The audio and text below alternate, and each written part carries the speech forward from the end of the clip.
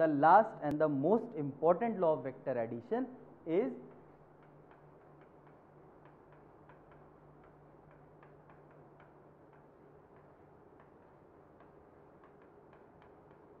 parallelogram law of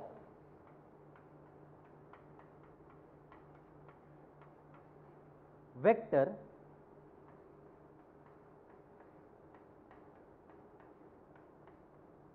addition. Now we will study this. This law, parallelogram law of vector addition, gives us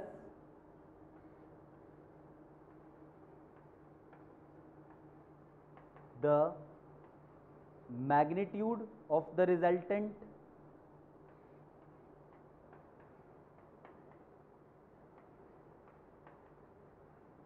the direction of the resultant, as well as the angle which the resultant makes with the first vector and with the second vector. The words which I speak slowly, I speak them because you can note them down at some place, because these are very important points which we must remember always. So, this parallelogram law of vector addition gives us the angle which the resultant makes with the first vector and with the second vector. So, let us start with the parallelogram law. We have two vectors. One vector as A, the other vector as B. We will add them using the parallelogram law of vector addition. Actually, you see, there was a triangle law in which a triangle was made and resultant was obtained like this. There was a polygon law in which many vectors were added, and finally to complete the polygon we had to get the resultant. Two vectors, two names, triangle rule, polygon rule, given by triangle, given by polygon. This is the parallelogram law. So, which figure should be made? Obviously, a parallelogram. But we don't know how to make a parallelogram with these two vectors. So, what we will do is, we will proceed with the triangle law and come to this parallelogram law.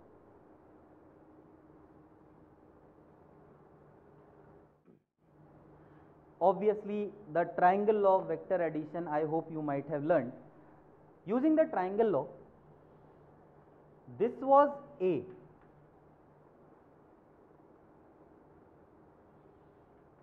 This was B. The two vectors I have given here. According to triangle rule,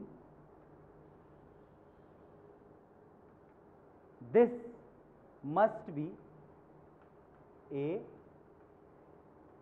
plus B. Now, if I shift this B from here to here,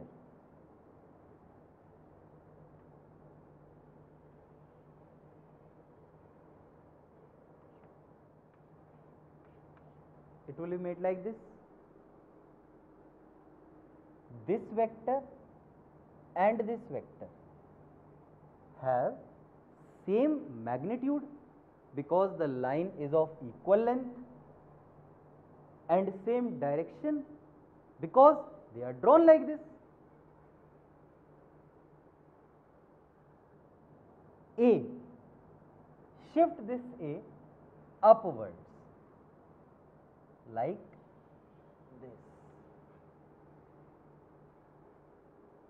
This is A, so this will be A.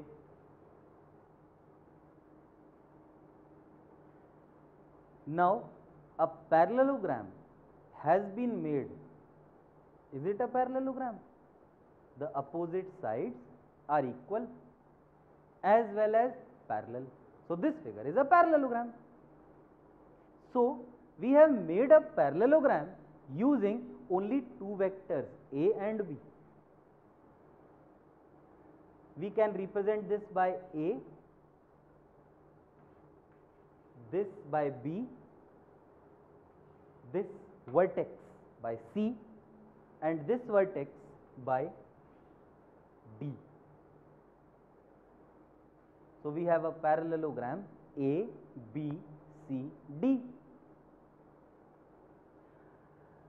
At this vertex A, this vector represented by small a and this vector represented by small b are joined like this,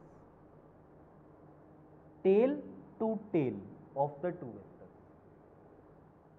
When two vectors are joined tail to tail, then the angle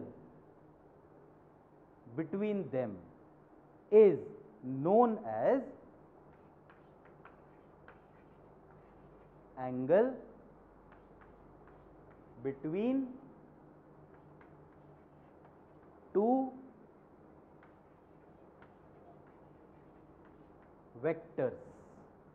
When two vectors are joined tail to tail, then the angle between them is known as the angle between two vectors. Let me give you a very simple problem to demonstrate this. Suppose there is a vector A and a vector B, and this angle is 150 degrees. Now the question is, find the angle between the two vectors. So what will be the angle between the two vectors? It is not 150, because this 150 is the angle between the head of A and the tail of B. According to our definition of angle between two vectors, angle between two vectors should be the angle between the tail of two vectors.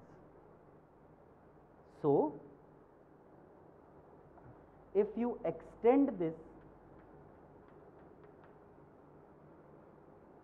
then this angle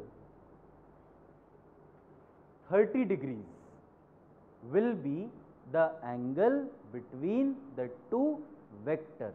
I hope this is a very easy concept but very important, and you must know this. So we'll come back to this. This angle was the angle between two vectors, and we represent this by theta. This symbol is called theta. This is the fifth letter of the Greek alphabet, theta.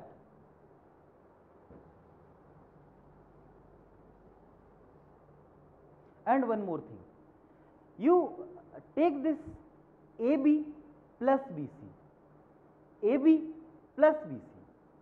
So AB is B and BC is A. So this AB plus BC is B plus A, B plus A.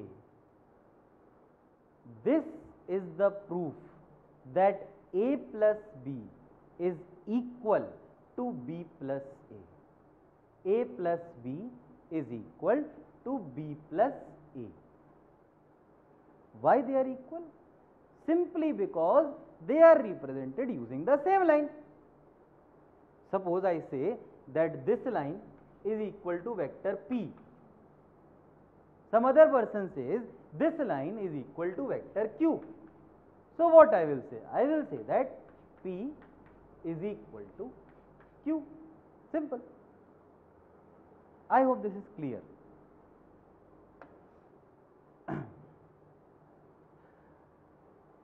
The resultant here is A plus C.